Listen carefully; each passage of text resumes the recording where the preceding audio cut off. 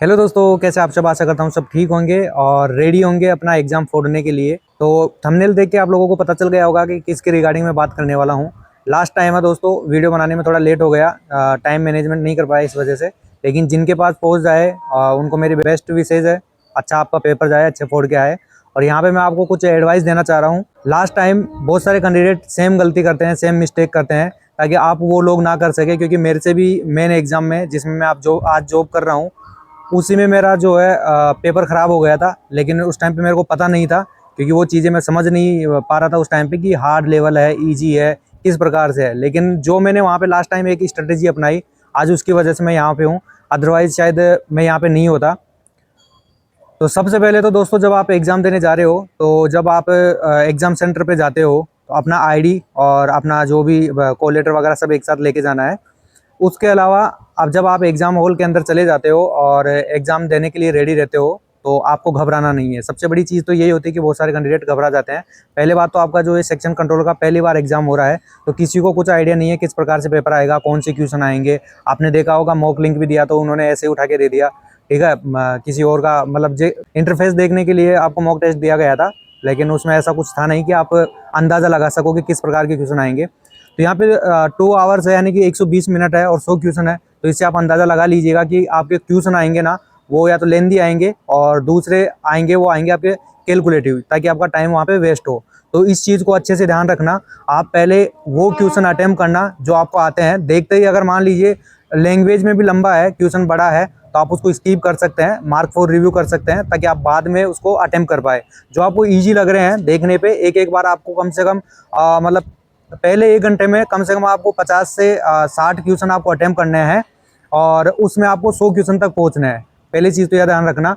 बाकी आपको over confidence नहीं रखना है कि यार सोच रहे हैं कि ठीक है, हम तो मतलब पढ़ के आए हैं, अच्छे से करके आए हैं, ये तो मैं कर ही लूँगा। कुछ क्वेश्चन हो सकता है कि शुरू में आपके ईजी आ जाए, जिसको देख के आपको लगे कि अरे यार ये तो बहुत ईजी पेपर है। कुछ क्वेश्चन आपको लगे कि शुरू में हार्ड में आ गए, तो उनको देख के भी आपको डिमोटिवेट नहीं होना कि यार ये तो शुरू में ऐसे क्वेश्चन आ गए, बाद में होंगे नहीं होंगे। आपको 1 से लेके 100 क्वेश्चनों तक जाके उनको अटेम्प्ट करना है, ताकि आपका जो टाइम पे जो टाइम मैनेजमेंट होता है ना दोस्तों, वो यहाँ पे यही होता है कि आपको उस टाइम पे कैसे आपको टाइम मैनेजमेंट करना है और किस प्रकार से आप अपना एग्जाम दे रहे हैं। बहुत सारे कैंडिडेट होते हैं कि मतलब जब होता है ना कि ईगो वाला हर्ट फील हो जाती है वहाँ पे, कि एक क्वेश्चन को देखते हो आप और एक क्वेश्चन को देखने के बाद में लग रहा है ये तो मैंने किया है, ये तो मैं कर सकता हूँ। और जब आप उसको किए हो, 1-2 मिनट आप लगा भी दिए और फिर भी आपका आंसर नहीं आया, तो आप सोचोगे यार हुआ क्यों नहीं है, ये तो मैंने पहले किया हूँ, जरूर आएगा। फिर दोबारा आप उसी में घुसोगे। तो ये गलती बिल्कुल भी मत करना। एक बार में अगर मान लीजिए आपको लग रहा है कि मैं कर सकता हूँ, आंसर आ गया, ठीक है, नहीं आया उसको स्किप करो और स्किप करके आगे वाले क्वेश्चन पे बढ़ो। जो क्वेश्चन कंप्लीट हो जाते हैं, दोबारा से पलट के आओ, पलट के आके उसको आराम से टाइम दो, जब आपके पास टाइम बच रहा है उसका।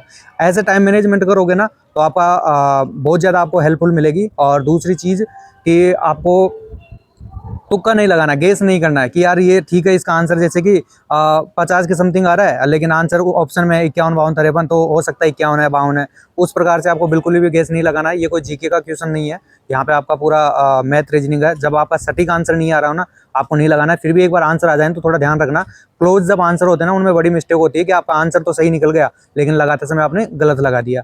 ये चीज़ें बड़ी ध्यान रखने की बात है। बाकी अगर मान लीजिए कोई क्वेश्चन ऐसा आ जाता है कि आपको लग रहा है कि यार मैं तो मेरा पढ़ा हुआ नहीं है, या फिर ऐसा क्वेश्चन आ गया कि इसको मैं पढ़ा नहीं, तो उस पर ज़्यादा दिमाग लगाने की जरूरत नहीं है, उसको स्किप करना है। माइंड में ज़्यादा थिंकिंग नहीं करना है कि मतलब अगर अदर कैंडिडेट कर लेगा तो क्या होगा क्या नहीं है, वो बिल्कुल नहीं सोचना है। क्योंकि देखो एक चीज़ ध्यान रखना कि जो ये पेपर हो रहा है सबके लिए सेम हो रहा है और सबके लिए समान है। अगर कुछ एडवांटेज मिलता है तो सबको मिलेगा, डिसएडवांटेज मिलता है तो सबको मिलेगा। तो इसमें ऐसा मत सोचना कि आप ही वहाँ पे हो अकेले जिसको ये डिसएडवांटेज मिलेगा। और ऐसा भी नहीं होना चाहिए दोस्तों कि जैसे कि मैंने आपको स्टार्टिंग में बताया कि मेरे साथ क्या हुआ था।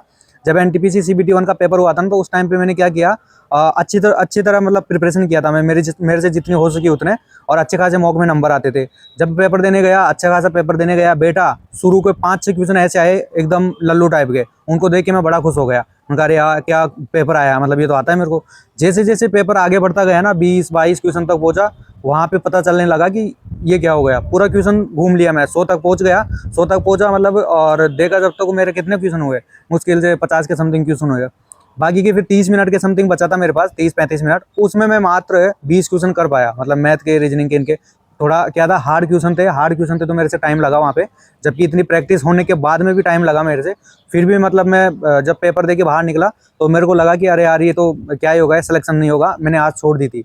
लेकिन होता है, दूसरी चीज़ होती है वहाँ पे एक आपकी नॉर्मलाइजेशन, कि नॉर्मलाइजेशन अगर नहीं होता तो शायद मैं रह जाता, लेकिन नॉर्मलाइजेशन में पता चला कि कितना हार्ड पेपर था और मेरे नंबर जो बड़े थे वो बड़े थे 20 नंबर। तो वहाँ पे मैंने एक चीज़ क्या सोची थी, लास्ट जब 5 मिनट मेरे पास बचा था ना, उस टाइम पे मैं सोचा था कि अरे यार मेरे तो 70 क्वेश्चन है, कम से कम मेरे को 85+ क्वेश्चन करने चाहिए पास होने के लिए, इतना तो करना चाहिए। तो एक बार तो मेरे मन में आया कि मैं सबके थोड़ा अंदाजन से तुक्का लगा देता हूँ जो जीके के क्वेश्चन है उनमें। लेकिन फिर बाद में सोचा कि अगर तुक्का लगाऊंगा, मान लीजिए कि 15 क्वेश्चन में तुक्का लगा रहा हूँ, मुश्किल से 5 सही हुए 10 रॉन्ग हो गए तो भी कोई मतलब नहीं है, एक्यूरेसी गिरेगी, साथ में नंबर भी घटेंगे। तो इसलिए मैंने क्या किया, वहीं पे स्टॉप करके और छोड़ दिया, ज़्यादा क्वेश्चन मैंने वहाँ पे नहीं मारे। बाद में जब रिजल्ट आया ना, तो रिजल्ट आप देख सकते हो, मतलब मेरे सारे लेवल थे उस टाइम पे, आपको पता है लेवल 2 से लेके लेवल 6 तक की सारी पोस्ट एक ही एग्जाम से हुई थी, सारे लेवल क्लियर हो गए थे। मतलब इतने नंबर बढ़े, 20 नंबर मायने रखते हैं, 55 से 75 हो गए थे मेरे, 75.5 के समथिंग। तो इतने नंबर बढ़ने पे पूरा हो गया। तो मैं आपको यही एडवाइस देता हूँ कि आप ज़्यादा हाइपर नहीं होना है, बिल्कुल आपको शांत रह के पेपर देना। ठीक है, जो होगा बाद में देखा जाएगा, आपने अपनी मेहनत की है। और सबको वो मतलब एक डर रहता है कि यार नहीं लगा, नहीं हुआ तो क्या होगा क्या नहीं, वो थोड़ी देर के लिए आप साइड में रखना। जब तक आप एग्जाम दो 2 घंटे आप वो थिंकिंग ही मत करना, चाहे पेपर देने के बाद में फिर कुछ भी सोचना, लेकिन पेपर दो, जब तक अच्छे से पेपर देना है और बस थोड़ा शांत रहना है। यही मेरी एडवाइस थी, ताकि मतलब ये वीडियो जिन भी कैंडिडेट्स के पास पहुंचे, कल से आपके एग्जाम स्टार्ट हो रहे हैं, कल और परसों, तो जितने जल्दी कैंडिडेट के पास पहुंचेगा, जिनको मिलेगा, एक रहता है ना कि लास्ट टाइम अगर वो माइंड में क्लिक करता है तो थोड़ा दिमाग में रहता है, कभी कभी नहीं तो एग्जाम देते समय अपन वो चीज़ें भूल जाती है। ये थी दोस्तों छोटी सी इन्फॉर्मेशन थी, छोटी सी एडवाइस थी मेरी तरफ से। अगर जिसको अच्छी लगे वो रख लेना, जिसको अच्छी नहीं लगे कोई दिक्कत नहीं है, वीडियो को स्किप करना। आशा करता हूँ दोस्तों आप सभी का पेपर है वो एकदम अच्छे से जाए और मस्त जाए। ठीक है, आप जब एग्जाम दे के आओ तो मेरे को कमेंट भी करो और मेरे को टेलीग्राम पे आपका क्वेश्चन पेपर भी बता सकते हो किस प्रकार का पेपर वगैरह आ रहा है। ठीक है ना दोस्तों, मिलते हैं अगले वीडियो में। धन्यवाद दोस्तों।